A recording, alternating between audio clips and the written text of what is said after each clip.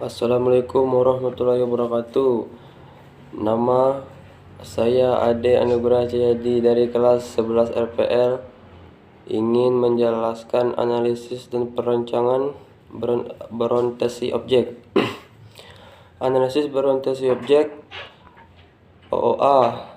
Object Oriented Analysis biasanya menggunakan kartu CRC untuk membangun kelas-kelas yang akan digunakan, atau menggunakan UML pada bagian diagram, use case, diagram kelas, dan diagram objek. Sebelum perkembangan UML, ada beberapa bahasa pemodelan yang berkembang untuk memodelkan sistem berorientasi objek. Bahasa pemodelan tersebut adalah 1. CRC, 2. Metode Bochs, 3. OMT, 4. OOSE, 5. Metode Chord-Jordan. CRC merupakan bagian dari Object Oriented Programming System Language and Application atau OOPLSLA. Dibuat untuk bakal yang akan menjadi kelas yang akan dianalisis. Metode Bochs dikembangkan oleh Grady Bochs, terdiri dari diagram kelas, objek, transisi status, interaksi, modul, dan proses. OMT dikembangkan oleh James Rombaugh sebagai metode untuk mengembangkan sistem berorientasi objek dan untuk mendukung pemrograman berorientasi objek.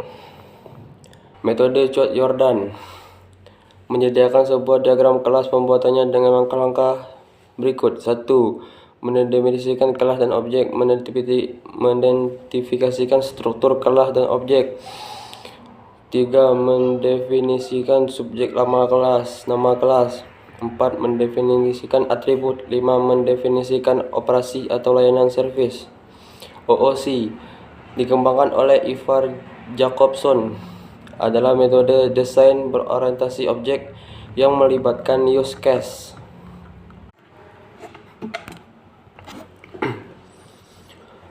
Kelas diagram menggambarkan struktur sistem dari segi pendefinisian kelas-kelas yang akan dibuat untuk membangun sistem.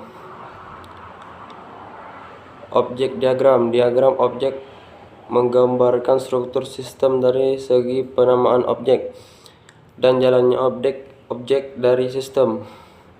Komponen diagram untuk menunjukkan organisasi dan ketergantungan di antara kumpulan komponen dalam sebuah sistem.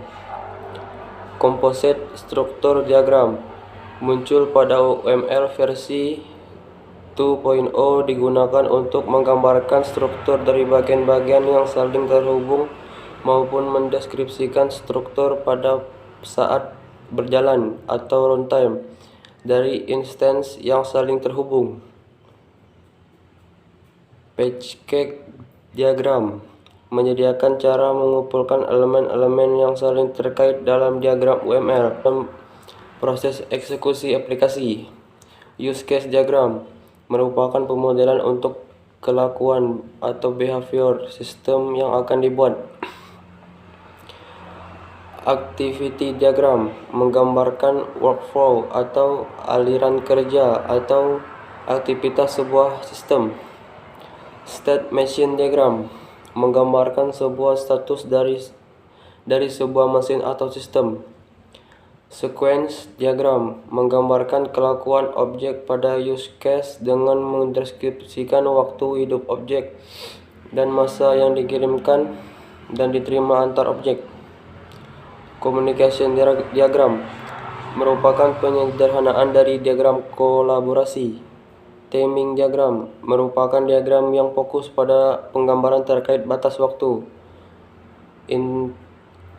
Interaction overview diagram bentuk diagram aktivitas yang setiap titik merepresentasikan diagram interaksi. Sekian, terima kasih.